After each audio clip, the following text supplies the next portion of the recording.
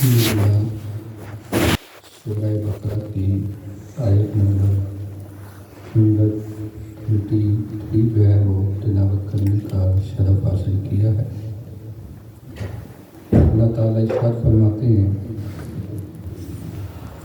ام کنتم شہداء اذ حضر یعقوب الموت، کہ کیا تم اس وقت موجود تھے کہ جب حضرت یعقوب علیہ السلام کے وصال کا وقت قریب آیا، تو انہوں نے کیا کیا؟ حضرت یعقوب علیہ السلام نے اذ قال لبنیہ ما تعبدون من بعدی، تو انہوں نے اپنے بچوں کو اکٹھا کیا، جمع کیا، وصیت کی، کیا؟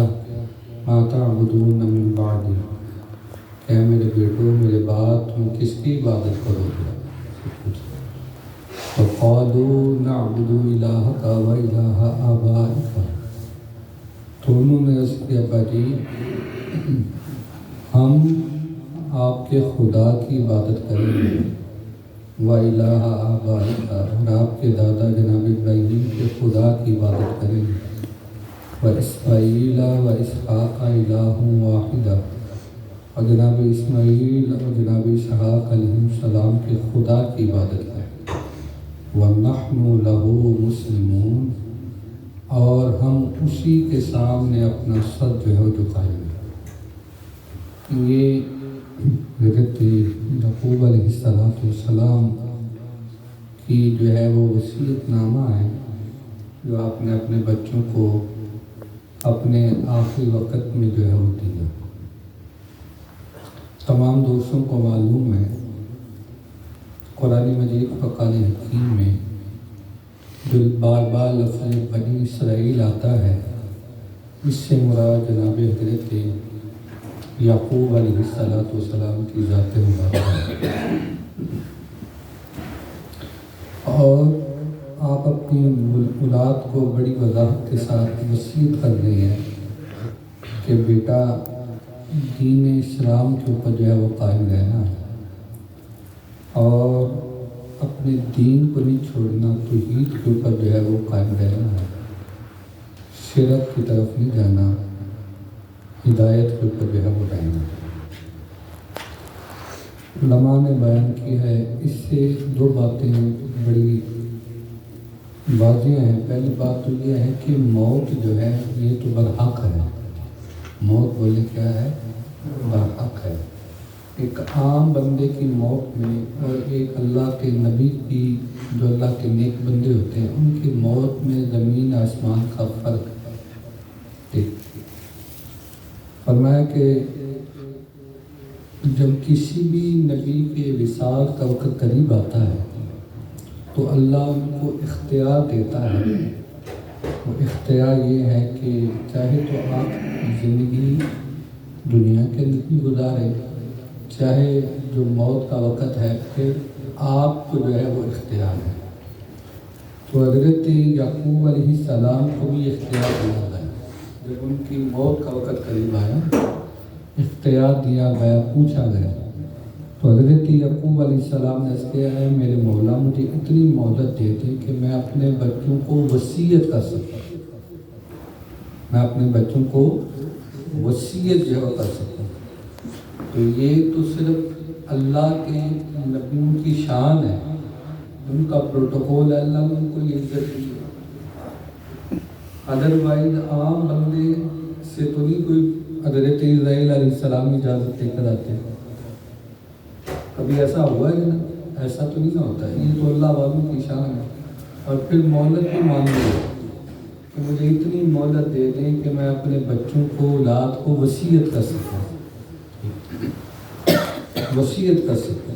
تو آپ نے بھی اپنے بچوں کو وصیت کی کہ اے بیٹا بتاؤ میرے بعد کس کی عبادت کرو گے، میرے بعد کس کی عبادت کرو گے؟ تو اس سے پھر ہم لوگوں کو بھی جو ہے نا اس کے اندر درس ہے، سبق ہے، اور سبق یہ ہے کہ ہم ساری زندگی جو ہے وہ دنیا کی محبت میں لگے رہتے ہیں، دوڑ لگی ہے جناب، بچپن گزارا، جوانی گزاری، شادی کی، پڑھائی کی، پھر اس کے بعد بچوں کی ذمہ داری، اسی چکر میں بندہ لگا رہتا ہے۔ اور ادھر سے بلاوا آتا ہے، وصیت کا ٹائم بھی نہیں ملتا، وصیت کا ٹائم بھی نہیں ملتا۔ آؤ جی اللہ کی بات میں آ جائے۔ اللہ کے بندو، جب موت آ جائے گی نا تو اس کے بعد جو آپ نے کمایا ہے نا زندگی کے اندر، دولت کمائی ہے، پراپرٹی بنا لی ہے، وہ بچے آپس میں تقسیم کر لیں گے، ٹھیک؟ کوئی آدمی کرے گا، یاد وہی کرے گا کہ آپ نے اپنی اولاد کی اگر دین کے مطابق تربیت کی ہے نا، ان کو کوئی دین پڑھایا ہے یا ان کو قرآن کی تعلیم دی ہے یا ان کو مسجد میں لے کر آئے ہیں یا ان کو دین کے ساتھ جوڑا ہے نا، تو چلے جائیں گے نا تو پھر آپ کے پیچھے کوئی اللہ اللہ کرنے والا ہوگا، آپ کے پیچھے کوئی نماز پڑھ کے آپ کے لیے کوئی دعا کرنے والا ہوگا، ٹھیک؟ اور اگر آپ نے خود بھی دنیا داری میں زندگی گزار دی، اللہ سے تعلق توڑ دیا، اس سے دور رہی ساری زندگی، صرف دنیا کے چکر میں پڑے رہے، وزارتوں میں، شہرت میں، دنیا داری میں، تو پھر اولاد بھی کام نہیں آئے گی، پھر اولاد بھی کام نہیں آئے گی، ان کو آپ نے پڑھایا ہی نہیں، آپ نے ساری توجہ دی یہ پڑھ لینا میرے ڈاکٹر بن جائے، انجینئر بن جائے، فلاں بن جائے، فلاں بن جائے، فلاں بن جائے، اس کے اوپر غور و فکر نہیں کیا۔ آپ یہ ایمان کا جو معاملہ ہے نا، یہ عام معاملہ نہیں ہے، یہ بڑا، یہ دیکھیں حضرت یعقوب علیہ السلام کو کتنی فکر تھی، بچوں کو بلایا، فرمایا بیٹا دین کے اوپر قائم رہنا، اس کو نہیں چھوڑنا۔ یہ زندگی 40 سال 50 سال گزر جائے گی، ٹھیک؟ یہ مشکل ہے چاہے آسان ہے، وقت گزر جائے گا میرے دوست۔ تو اپنا قبلہ درست رکھنا ہے اور اپنے آپ کو تھوڑا سا مضبوط کرنا ہے، آخرت کی تیاری کرنی ہے۔ حضرت نعمان بن ثابت رضی اللہ تعالی عنہ، حضرت امام اعظم ابو حنیفہ رحمۃ اللہ تعالی، آپ فرماتے ہیں کہ میری جس صحابی سے بھی ملاقات ہوئی نا، میں نے ان کو اس حالت میں پایا ہے، اس فکر میں پایا ہے کہ وہ یہ دعا کرتے تھے کہ خاتمہ ایمان پر ہو، خاتمہ بولیں سر، خاتمہ ایمان پہ ہو، لیکن ہمیں اپنے ایمان کی فکر ہی نہیں ہے۔ اور یہ جو وقت جا رہا ہے نا، یہ جو دور جا رہا ہے، انتہائی پرفتن دور ہے۔